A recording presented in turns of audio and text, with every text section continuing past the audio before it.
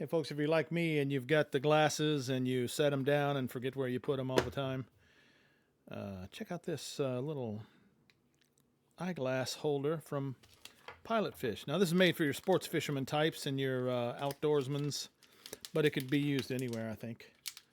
Let's see if we can pop that open. It says, hold on to what matters most. It's a nice little easy setup. I've seen these before. A buddy of mine's got some. You got your lifetime warranty card and a nice little invitation to go see their website there at Pilot Fish.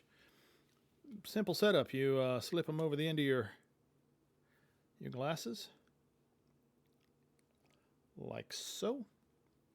And then they're adjustable. You can get a little more length out of them if you like them close to your head, or you like them way back where you got a little more room to play around with them. There you go. The Pilot Fish sunglass holder. Pretty nice setup. Sturdy too. This is like a leader wire, like if you're a fisherman, you know, leader wire. It's got a little strength to it, so it's not just going to wear through and like your nylon strings and fall apart. There you go, Pilot Fish. Sunglass, eyeglass, any kind of glass holder. Keeps them on there.